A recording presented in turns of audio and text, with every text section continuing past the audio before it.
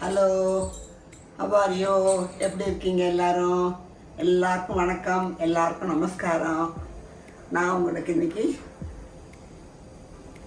மாங்காய், பச்சை மிளகாய், தேங்காய், கடுகு போட்டு பச்சடி பண்ணி காமிக்க போகிறேன்.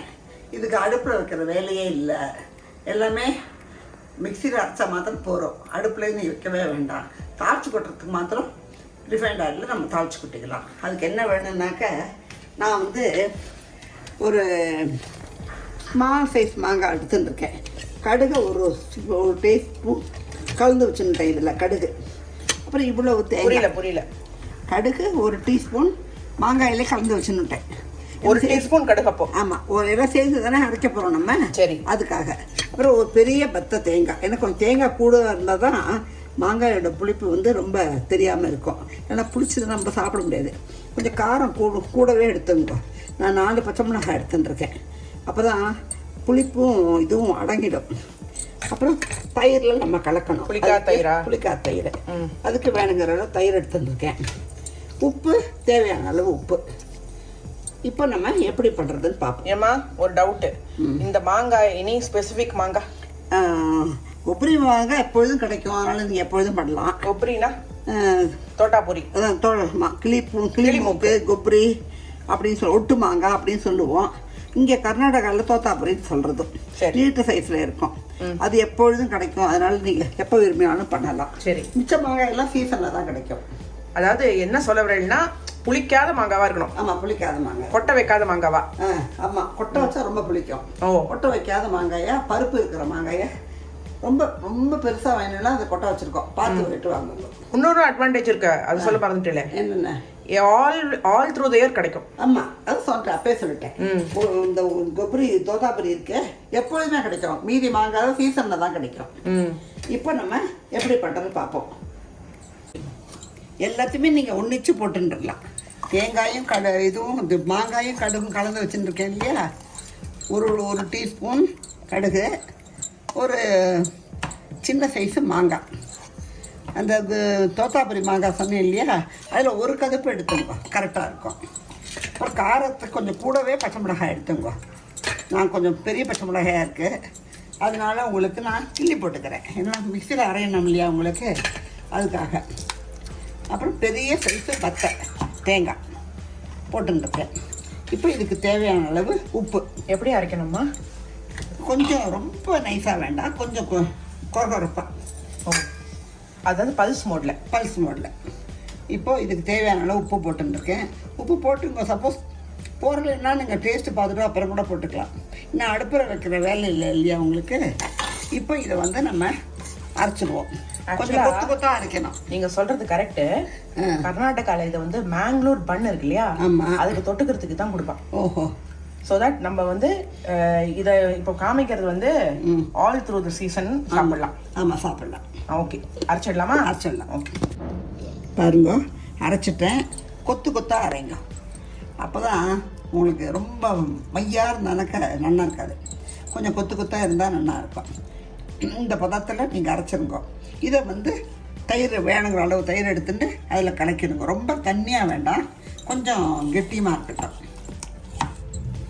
ஏன்னா தொட்டுக்க தானே போகிறோம் நம்ம. அப்போ கொஞ்சம் கெட்டியமாக இருந்தால் தான் நல்லாயிருக்கும். பிசைஞ்சு சாப்பிட்டா தான் கொஞ்சம் தண்ணியாக வேணும். அப்போது சப்போஸ் தொகையில் மாதிரி அரைக்கணும்னா இது இப்போ நீங்கள் அரைச்சதே அப்படியே ஆமாம் அப்படியே சாப்பிட்டுடலாம். ஆமாம், தயிரில் கூட கலக்கணும் அவசியம் கிடையாது. அதானே பார்த்தேன், அப்படிதான் நான் பார்த்துருக்கேன். ஆமாம், தயிரில் கலக்கணும் அவசியம். இது தயிர் பச்சடினா நம்ம நார்மல் தயிர் பச்சடி ரைத்தா பண்ணுறோமே அந்த மாதிரி. அது நம்ம வந்து இந்த மாங்காய் அழுக மாங்காய் பச்சடின்னு பண்ணுவோம். அது ரொம்ப ஃபேமஸ்ஸு. அது எல்லாம் முளகோட்டலுக்குலாம் அதான் தொட்டுக்கிறது. அதெல்லாம் தயிர் கலக்கணும். அப்புறம் நம்ம நெல்லிக்காய் பண்ணி காமிச்சிருக்கோமே, அரைச்ச கலக்கி அதெல்லாம் தயிரில் தானே கலப்போம். ஆமாம், அதே மாதிரி தான் இதுவும். வேணும்னா நீங்கள் தயிரில் கலங்க. இல்லை நீங்கள் சட்னி மாதிரி அப்படியே கெட்டி சட்னின்னு சொல்லுவோமே, அந்த மாதிரியும் தொட்டுக்கலாம். தயிரில் கலக்கணும் அவசியம் சாப்பிட்றதுக்கு. ஆமாம், அவசியமான தயிரில் கலந்தா.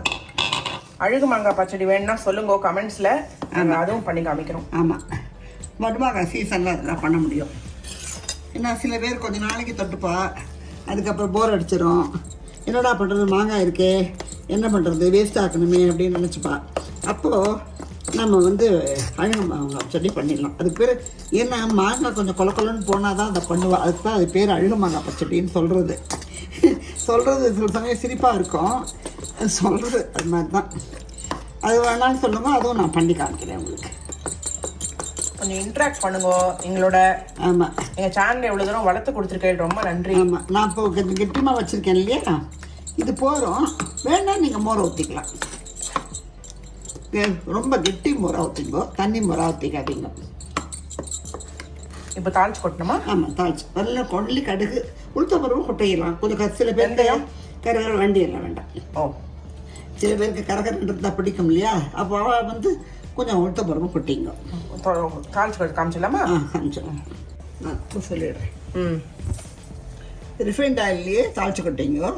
சும்மா கடுகு உளுத்தம்பருப்பு. இப்போ நான் கொஞ்சம் வெந்தயமும் போடுவேன், ஏன்னா வெந்தயம் கொஞ்சம் ஹைலைட்டாக இருக்கும் வாசனை, அதுக்காக வெந்தயம் போடுறது. நீங்களும் பிடிச்சா போட்டுக்கலாம், உடம்புக்கும் ரொம்ப நல்லது. ஏன்னா வெந்தயம் வந்து உங்களுக்கு குளுமை, ஃபைபர், அதனால் வெந்தயமும் போட்டுக்கலாம்.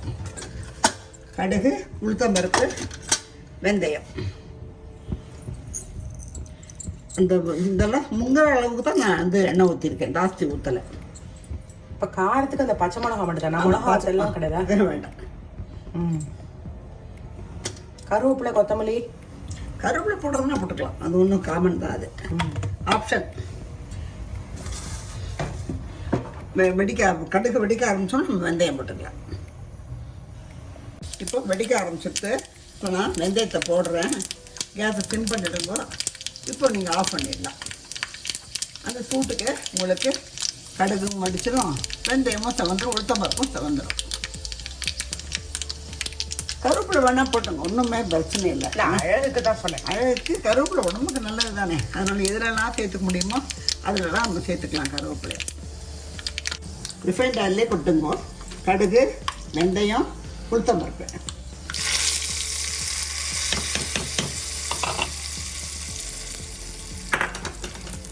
சூப்பராக இருக்கே பார்க்கறதுக்கே. தேங்காய், மாங்காய், கடுகு போட்ட பச்சை மிளகாய் போட்ட பச்சடியும் தயிர் பச்சடி. தயிர் பச்சடி, தயிரில் கலக்கிறதுனால தயிர் பச்சடி. இல்லைன்னா நீங்கள் வெறுமனே தொகையல் மாதிரி சொல்லிக்கலாம். நீங்கள் தயிரில் கலக்கலைன்னா தொகையல்னு சொல்லிக்கலாம். அந்த கடுகு ஆமாம், கடுகோட வாசனை கொஞ்சம் ஹைலைட்டாக இருக்கும், வித்தியாசமான டேஸ்ட்டு. பண்ணுங்கோ, சாப்பிடுங்கோ, எனக்கு ஃபீட்பேக் கொடுங்கோ. அடுத்த ரெசிபியோட உங்களை நான் மீட் பண்ணுறேன். பாய்.